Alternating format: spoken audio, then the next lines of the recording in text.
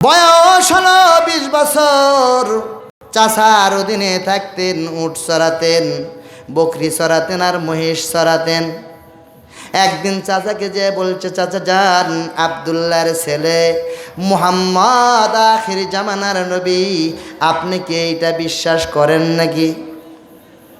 তার সারা Abdul Muttalib বলে, হ্যাঁ ও আব্দুল উজ্জা, আখির জামানার নবী, এতে কোনো সন্দেহ নাই। কিন্তু না না, আব্দুল উজ্জা ডাক দিয়ে বলে, চাচা যান, আপনি কি মুহাম্মদের প্রতি ঈমান আনবেন নাকি? বলে না। কিসের জন্য আনবেন না? বলে আমাদের বাপদাদার ধর্মগুলো আমরা বাপদাদের ধর্ম ত্যাগ করতে পারবো না। তার মানে আল্লাহ রব্বুল আলামিন ওনার কপালের মধ্যে হেদায়েত লেখা রাখে নাই, ঠিক না ব্যাঠিক? যদি হেদায়েত লাগতো আব্দুল উজ্জাকে বলতো, রে উজ্জা, তাড়াতাড়ি আমারে মুহাম্মদের নিকটে নিয়ে চল, কালেমা পড়ে আমাকে মুসলমান বানিয়ে দে। জোরে বলেন সুবহানাল্লাহ। এখন আব্দুল উজ্জা বলে, ও চাচা যান, আমি মনে মনে চিন্তা করলাম, আমি মনে মনে কল্পনা করেছি, চাচা আপনি ঈমান আনবেন আর আপনার দেখা দেখি আমিও ঈমান আনবো। কিন্তু আমার কপালটা বড় খারাপ, আপনি যখন ঈমান আনলেন না, ও চাচা, আমি আর আপনাদের দলের মধ্যে থাকতে চাই না রে চাচা। আমি আপনাকে সাক্ষী রেখে কালেমা পড়ে মুসলমান হয়ে যাব। সঙ্গে সঙ্গে কালেমা পড়লেন, বলেন লা ইলাহা ইল্লাল্লাহু মুহাম্মাদুর রাসূলুল্লাহ সাল্লাল্লাহু আলাইহি ওয়াসাল্লাম। আব্দুল উজ্জাকে বলে, ওরে ভাতিজা, তুমি যে ঈমান এনেছো, তুমি কি জানো এর পরিণতি কি হতে পারে? আব্দুল উজ্জা বলে, জানি না চাচা। চাচা বলে, ওরে আব্দুল উজ্জা, তোমাকে আমি যেই ছাগল দিয়েছি, তোমাকে আমি যেই গরু দিয়েছি, মহিষ দিয়েছি, তোমাকে যা কিছু দিয়েছি রে ও আমার ভাতিজা, সবগুলো ফেরত দিয়ে দাও। একটু গভীর মনোযোগ সহকারে শুনতে হবে। এই তাফসিরের সাথে ইনার এই ঘটনার মিল আছে বলে আপনাদেরকে শোনাচ্ছি। আপনারা শুনতে রাজি আছেন না? আমি যাবো গা, শুনবেন? শুনবেন? তাহলে বলেন আলহামদুলিল্লাহ। আওয়াজ হলো না, আমিও গলার আওয়াজ এখন দাবাইয়া দেব ধীরে ধীরে। একটু জোরে বলেন, বলেন আলহামদুলিল্লাহ। ওরে মুমিনের দল, আব্দুল উজ্জাকে বলে, ওরে আব্দুল উজ্জা, তোমাকে আমি মহিষ দিয়েছি, উট দিয়েছি, যা কিছু দিয়েছি সবগুলো ফেরত দাও। আব্দুল উজ্জা বলে, চাচা যান, আপনি আমাকে উট দিয়েছেন, সব কিছু দিয়েছেন, আমি সবগুলোকে আপনাকে ফেরত দিয়ে দিলাম। চাচা ডাক দিয়ে বলে, আব্দুল উজ্জা, তোমার পরনের মধ্যে শার্ট, তোমার পরনের মধ্যে লুঙ্গি, ওইটাও আমার টাকার কিনা, ওগুলো খুলে দাও। আব্দুল উজ্জা বলে, চাচা যান, আপনি চিনেন নাই, আমি এমন একটা ধর্ম গ্রহণ করেছি, এমন একটা ইসলাম আমি গ্রহণ করেছি, আমি আব্দুল উজ্জার কলিজা যদি চাও, আমি আব্দুল উজ্জা তোমাকে কলিজা দিয়ে দিব। সঙ্গে সঙ্গে আব্দুল উজ্জা লুঙ্গিটা খুলে ফেললেন, আর এই জামার যেই শার্টটা ছিল সেটাও খুলে দিয়ে দিলেন। উলঙ্গ অবস্থায় দরবারে মার কাছে যায়। মা যুবক সন্তানকে ডাক দিয়ে বলে, ওরে যুবক, ও আমার সন্তান, ওরে আব্দুল উজ্জা, তোমার এই পরিস্থিতি কেন বল। আব্দুল উজ্জা ডাক দিয়ে বলে, মা, ঈমান আনতে গিয়া আমি আব্দুল উজ্জা সব হারায় ফেলেছি। সুবহানাল্লাহ বলেন। মাকে ডাক দিয়ে বলে, মা, আমি আর মক্কাতে থাকতে চাই না, প্রায় 4-5 দিন হয়ে গেল বিশ্বনবীর মুখটা দেখি না, আমার খিদাও নিবারণ হয় না। আমি যখন চাচার অধীনে কাজ করতাম রে মা, ওই চাচার অধীনে যখন আমি কাজ করতাম, আল্লাহর নবীকে দেখে দুপুরবেলায় খাওয়ার কথা ভুলে যেতাম, রাতেও আমি আমার চাচার বাড়িতে খাইতাম না। বলেন সুবহানাল্লাহ। আল্লাহ রসুলের সুন্দর চেহারা দেখে ভুলে গেলেন। জোরে বলেন সুবহানাল্লাহ। আব্দুল উজ্জার ক্ষুধা লাগে না। আপনার আমার নবী, প্রিয় নবী জনাবে মুহাম্মদুর রাসূলুল্লাহ সাল্লাল্লাহু আলাইহি ওয়াসাল্লামের সুন্দর চেহারা দেখে যেখানে ক্ষুধা লাগে না, সেই নবীকে আমরা চিনতে পারলাম না, ঠিক না বা ঠিক? যদি আমরা আল্লাহর রাসূলকে চিনতাম তাহলে নামাজ পড়তাম আর মাদ্রাসায় দান সদকা করতাম, আলেম ওলামাদেরকে মহব্বত করতাম, ভালোবাসতাম। আমরা এই কাজগুলো করি না, কারণ আমাদের অন্তরটা হয়ে গেছে কালো, ঠিক না ব্যাঠি? ওরে মুমিনের দল, মা ডাক দিয়ে বলে, সন্তান রে, বাড়ির ভিতরে একটা কম্বল আছে, কম্বলটা একটা ছিঁড়া। আব্দুল উজ্জা বলে, মা ওই ছিঁড়া কম্বলটা দাও। মা বলে, এই নাও ছিঁড়া কম্বল, তুমি কোথায় যাবা? আব্দুল উজ্জা বলে, মা আমি সোনার মদিনায় চলে যাব। আমি জানতে পেরেছি বিশ্বনবী সোনার মদিনায় চলে গেছে। জোরে বলেন সুবহানাল্লাহ। প্রিয় ভাইরা আমার, খেয়ে না খেয়ে খাবারও নাই, বড় গরিব। আব্দুল উজ্জা কম্বল পরে চলে যাচ্ছেন, খালি গা, শরীরের মধ্যে কিছুই নাই। কিতাবের মধ্যে এসেছে 26টা দিন সময় লেগেছে মক্কা থেকে মদিনায় যেতে, 26টা দিন সময়, খাবার নাই, কিচ্ছু নাই। আব্দুল উজ্জা বালির ভিতরে শুধু গড়াগড়ি করে আর বলে, আল্লাহ আমাকে তুমি এখন আর নিও না, আমি আল্লাহর রসুলের হাতে হাত রেখে কালেমা পড়ে মুসলমান হতে চাই। সুবহানাল্লাহ। আল্লাহ রাব্বুল আলামিন আব্দুল উজ্জাকে সুস্থ করে দিলেন। আল্লাহ ডাক দিয়ে বলে, আব্দুল উজ্জা রে, তুমি তো শয়তানের পথে দৌড়াও না রে আব্দুল উজ্জা, তুমি তো আমার পথে দৌড়াও। যাও রে আব্দুল উজ্জা, 26 দিন খাওয়ার দরকার নাই। জোরে বলেন সুবহানাল্লাহ। আব্দুল উজ্জা পথ অতিক্রম করার পর মসজিদে নববীর মধ্যে চলে গেলেন। অনেক সাহাবীরা দেখে বলে, এই পাগল কই থেকে আসছে, এই পাগল কোথায় থেকে আসলো? আব্দুল উজ্জা কোনো সাহাবীর সাথে পরিচয় নাই, জীর্ণ শীর্ণ ভাবে একটা কর্নারে যে বসে আছে আর মসজিদে নববীর দিকে তাকায়া থাকে, দেখে হুজরাখানা থেকে কখন নবী বাইর হয়। জোরে বলেন সুবহানাল্লাহ। অর্থ না থাকলে কেউ দাম দেয় না রে ভাই। দুনিয়ার আর সমাজের মধ্যে দেখবেন অর্থ যার বেশি, ওর পা চাটতেও কিছু নামধারী মুসলমানেরা রেডি, ঠিক না বা ঠিক? কিন্তু আমরা পা চাটবো না, আমরা রসুলকে মহব্বত করি, আল্লাহকে ভালোবাসি। আমার রসুলের বিরুদ্ধে কোন নাস্তিক যদি এখন এই মাহফিলের মধ্যে বলে, ও আল্লাহি, আল্লাহর কসম আপনারা ঠিক থাকলেও আমি আব্দুল সবুর ঠিক থাকবো না, স্ট্যান্ড নিব আর মার শুরু করে দিব। এই স্ট্যান্ড, বুঝতে পারছেন? আমার রসুলকে গালি দিলে স্ট্যান্ড নিব আর ম্যার শুরু করে দিব। আমি কোনো প্রশাসন বুঝি না, আমার সংবিধান আল কোরআন। যারা বলেন সুবহানাল্লাহ। এই সংবিধানের আইন চালু করবেন, বাংলাদেশে চোর থাকবে না, ডাকাত থাকবে না, লুচ্চা থাকবে না, বদমাইশ থাকবে না, জেনাকার থাকবে না, সবাই নিরাপদ থাকবে। সংবিধান কার? আর একটা আওয়াজ দিয়ে বলেন সংবিধান কার? প্রিয় ভাইয়েরা আমার, আব্দুল উজ্জা মসজিদে নববীর ভিতরে বসা, আল্লাহর নবীজি হুজরা থেকে বাইর হলেন। বিশ্ব নবী, আপনার আমার নবী, মায়ার নবী বাইর হওয়ার পরে দেখেন সেই মসজিদে নববীর ভিতরে জীর্ণ শীর্ণ ভাবে বসে আছে একটা যুবক সন্তান। আল্লাহর নবীজির সর্বপ্রথমে চোখটি পড়লেন ওই শিশুর উপরে, ওই যুবকের উপরে। আল্লাহর নবী ডাক দিয়ে বলেন, ও যুবক, তোমার বাড়ি কোথায়?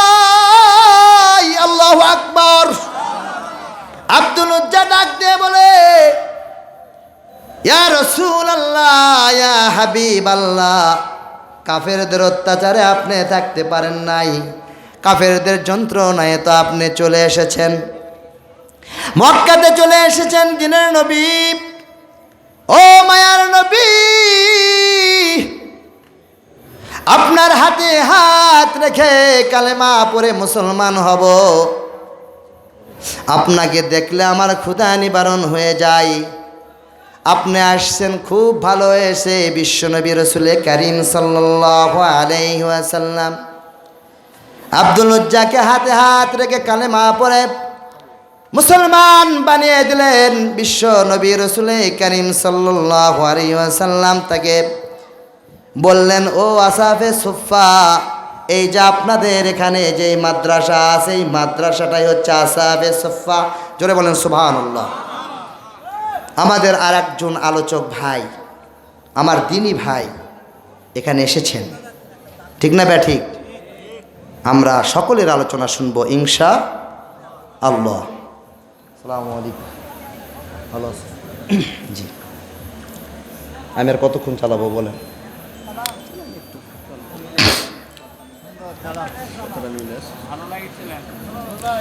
ওরে মুমিন আল্লাহর গোলাম, হযরত উলামায়ে কেরামদেরকে মুহাব্বত করবেন, সম্মান করবেন, ইজ্জত করবেন। আল্লাহ রাব্বুল আলামিন আপনাদের সম্মান অটোমেটিকলি দিয়ে দিবে। জোরে বলেন সুবহানাল্লাহ। আব্দুল উজ্জাকে বললেন, ও আব্দুল উজ্জা, যাও আসহাবে সুফফাদের কাছে যাও, তুমি কোরআন শিখো। এই যে মাদ্রাসায় কোরআন শেখানো হয়, ঠিক না ঠিক? এই মাদ্রাসায় যিনি হুজুর তিনি হচ্ছেন আসহাবে সুফফা। জোরে বলে মারহাবা। মারহাবার একটু আওয়াজ দিয়ে বলা যাবে নাকি? বলেন মারহাবা। লিল্লাহে তাকবীর। আল কোরআনের আলো, আল হাদিসের আলো। প্রিয় ভাইরা আমার, আসহাবে সুফফারা কোরআন শিখালেন। আব্দুল উজ্জা কোরআন পড়ে, এমনভাবে কোরআন তেলাওয়াত করে, আসহাবে সুফফার যত উস্তাদরা ছিল সবাই আর ঘুমাতে পারে না। আব্দুল উজ্জা চিল্লায় চিল্লায় আল্লাহর নবীজি উজ্জা শব্দ বাদ দিয়ে দিলেন। যখন মুসলমান বানালেন, আব্দুল উজ্জাকে বললেন, আব্দুল উজ্জা রে, এখন থেকে তোমার নাম উজ্জার থাকবে না। উজ্জা একটা দেবতার নাম, সুতরাং এই উজ্জা শব্দ বাদ আমি মুহাম্মদুর রাসূলুল্লাহ সাল্লাল্লাহু আলাইহি ওয়াসাল্লাম তোমার নাম রেখে দিলাম আব্দুল্লাহ। জোরে বলেন সুবহানাল্লাহ। আব্দুল্লাহ তো জোরে জোরে কোরআন তেলাওয়াত করে। আসহাবে সুফফার সকলেরা অবাক হয়ে যায় আর চিন্তা করে, আমাদের তো ঘুম হয় না, চলো রসুলকে বলি। সবাই রসুলের কাছে এসে অভিযোগ দিলেন, ইয়া রাসূলুল্লাহ, তোমার আব্দুল্লাহ যে চিল্লা চিল্লা কোরআন পড়ে, আমরা কেউই ঘুমাতে পারি না। আল্লাহর নবীজি সাহাবায়ে কেরামদেরকে ডাক দিয়ে বলেন, ও সাহাবায়ে কেরামেরা, আব্দুল্লাহকে চিল্লায় চিল্লায় কোরআন পড়তে দাও। আব্দুল্লাহ ঈমান আনতে গিয়া সব কিছু হারায় ফেলেছে, এমনকি পরনের কাপড়টাও তিনি নিয়ে আসতে পারে নাই। তাকে চিল্লায় কোরআন পড়তে দাও, তার ঈমানটা বড় দামি। জোরে বলেন সুবহানাল্লাহ। কিছুদিন পর আমাকে সংক্ষিপ্ত করতেই হবে, কারণ হচ্ছে আমার এক ভাই সহপাঠী তিনি এসেছেন, আলোচনা করবেন। তার আলোচনাও তো আমরা শুনে যাব। কারা কারা শুনে যাব? একে আখেরি মোনাজাত পর্যন্ত কারা কারা শুনবো? বলেন আল্লাহু আকবার। আওয়াজ হচ্ছে না, আপনাদের চাইতে আমার আওয়াজটাই বড়, সুতরাং আর একটু জোরে বলেন। আপনারা বলবেন হুজুর খুব চালাক তো আপনি, মাইক যে আছে আওয়াজটা তো জোরেই হবে। আরে ভাই, মাইক থাকলে হবে কি, আপনাদের কতগুলো মুখ, মাইকের চাইতে জোরে হওয়ার কথা তো, ঠিক না ঠিক? আপনারা আখেরি মোনাজাত পর্যন্ত কারা কারা থাকতে রাজি আছেন তো হাত উঁচু করে আল্লাহকে দেখান। বলেন আল্লাহু আকবার। আলহামদুলিল্লাহ, আল্লাহ পাক কবুল করুন। কিছুদিন পরে তাবুকের যুদ্ধ। কিসের যুদ্ধ? বলেন কিসের যুদ্ধ? তাবুকের যুদ্ধ শুরু হবে। আল্লাহ রাসূল সাল্লাল্লাহু আলাইহি ওয়াসাল্লাম সেখানে মসজিদে নববীর সামনে একটা চাদর বিছায়া দিলেন। কি বিছায়া দিলেন? চাদর বিছায়া দিলেন। আর সকল সাহাবীদেরকে বলেন, আসো, আগামীকাল তাবুকের যুদ্ধ হবে, সেখানে তোমরা সাহায্য করো, সহযোগিতা করো। আমি সংক্ষেপে শেষ করে দিই ভাই।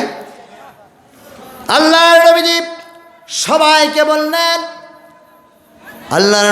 সবাইকে বললেন, সবাই দাওয়া শুরু করলো। সবাই যখন দেওয়া শুরু করেছে, আল্লাহর নবীজি ওমরকে বললেন, ওমর রে, তুমি কত দিয়েছো আর বাড়িতে কত রেখে এসেছ? বুখারী শরীফের মধ্যে এসেছে, ওমর বলেন, ইয়া রাসূলুল্লাহ, 2 ভাগ নিয়ে এসেছি আর 1 ভাগ রেখে এসেছি। ওসমানকে বললেন, ওসমান রে, তুমি কত এনেছো আর কত রেখে এসেছো? ওসমান বলে, আমি ওসমান অর্ধেক রেখে এসেছি, 2 ভাগ নিয়ে এসেছি। সকল সাহাবীদেরকে জিজ্ঞেস করলেন, সাহাবায়ে কেরামেরা উত্তর দিলেন। অবশেষে আল্লাহর নবীজি হযরত আবু বকর সিদ্দিক রাদিয়াল্লাহু তাআলাকে আর দেখতে পাচ্ছেন না। ওমরকে জিজ্ঞেস করলেন, ওমর রে, আমার আবু বকর কোথায়? ওমর বলি, ইয়া রাসূলুল্লাহ, ইয়া হাবিবাল্লাহ, ওই যে দূরে একটা খুঁটি দেখেন, ওই খুঁটিতে তোমার আবু বকর সিদ্দিক রাদিয়াল্লাহু তাআলা অঝরে কাঁদছে। আল্লাহর নবীজি ডাক দিলেন, আবু বকর, এদিকে আসো। আবু বকর রে, তুমি কান্না করো কেন?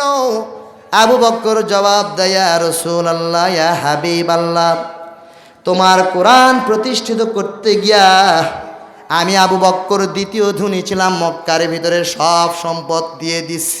সুবহানাল্লাহ বলেন। দিনের জন্য সব সম্পদ দিয়ে দিলাম।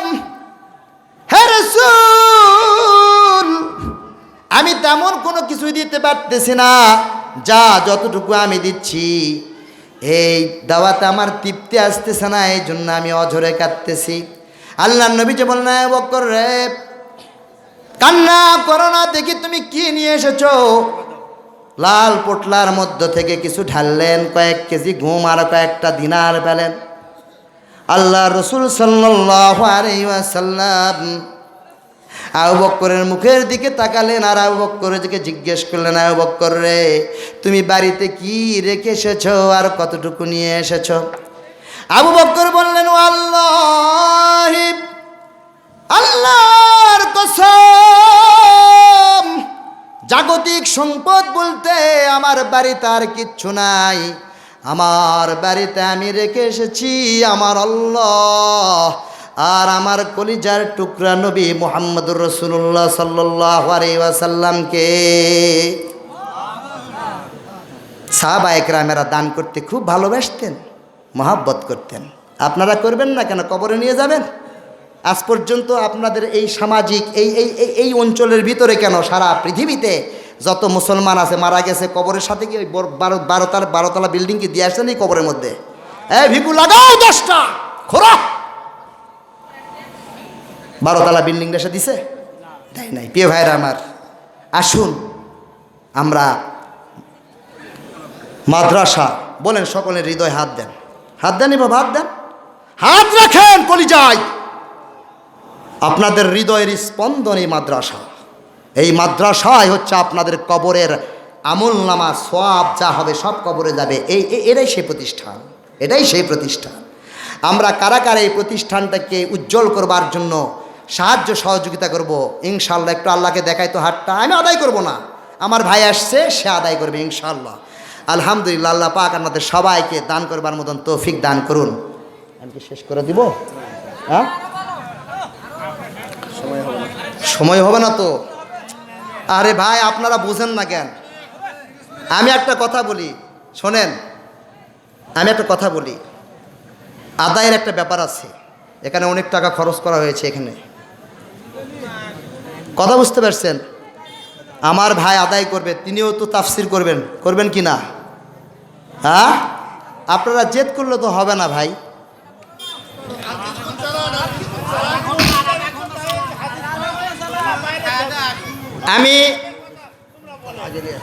আমি শোনেন, ঠিক আছে ভাই, আচ্ছা 50%, কয় পার্সেন্ট বলেন? কয় পার্সেন্ট? ঘড়ি দেখেন তো, 15 মিনিট। কয় পার্সেন্ট? একে জোরে জোরে বলে শেষ করে দেবো ইনশাআল্লাহ। এখন তাবুকের যুদ্ধ শুরু হবে। আল্লাহ রাসূল সাল্লাল্লাহু আলাইহি ওয়াসাল্লাম নিয়ে যাচ্ছেন 40,000। কত হাজার? রোমান সংখ্যা 2 লক্ষ। কত লক্ষ? আল্লাহ রসুলের সংখ্যা বেশি না রোমানদের সংখ্যা বেশি? রোমানদের সংখ্যা বেশি, বুঝেন না অঙ্ক নাকি? রোমানদের সংখ্যা বেশি, আল্লাহ রসুলের 40,000, রোমান হচ্ছে কত? 2 লক্ষ।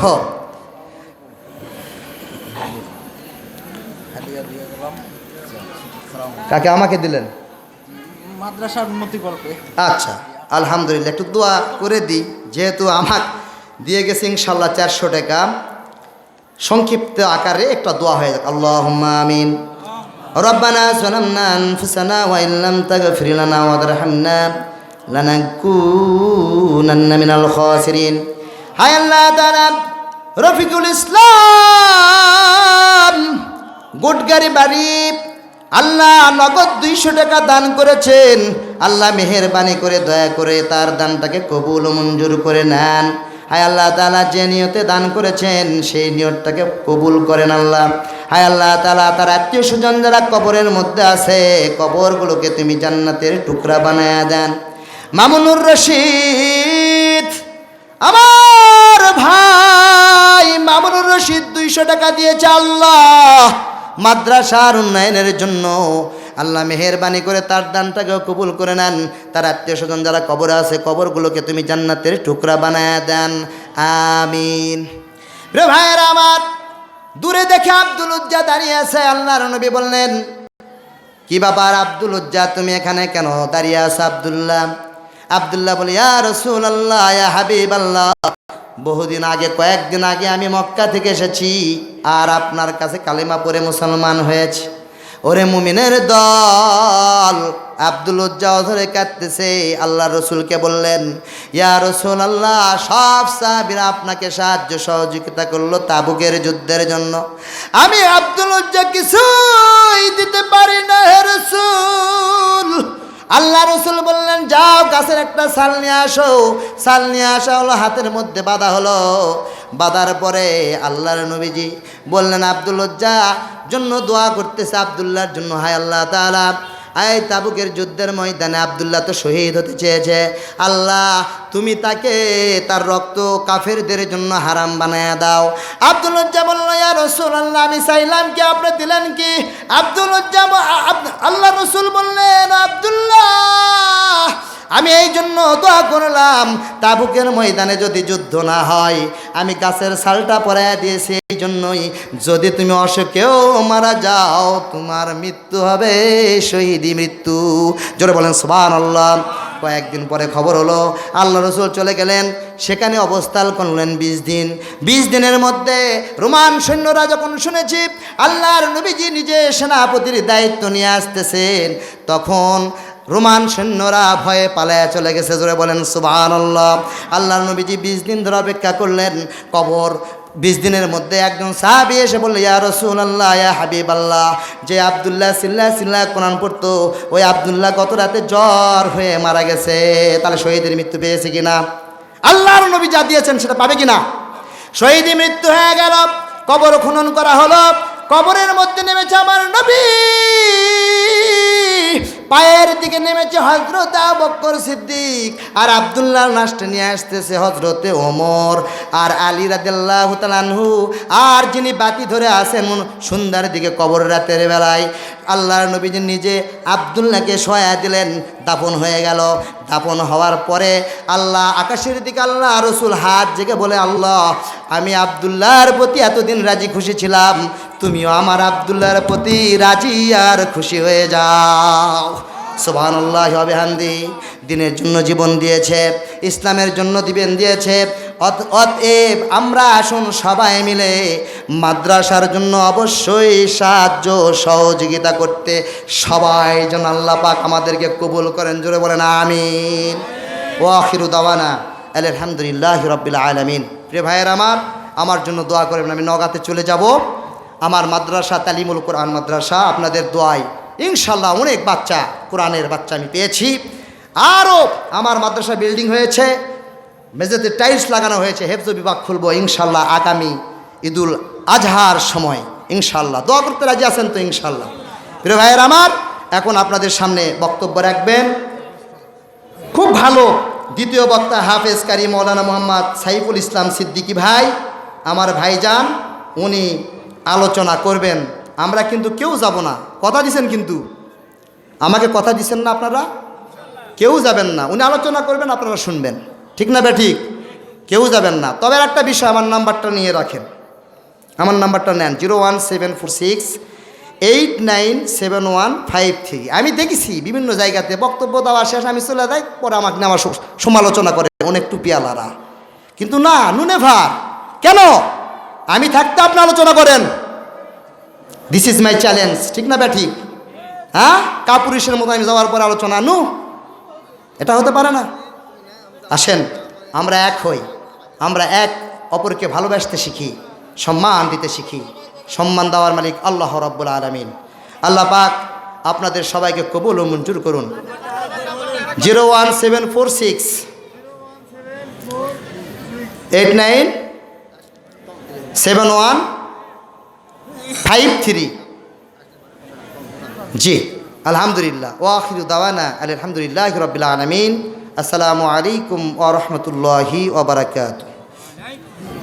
ভাই দান পেলেন 400 টাকা আছে।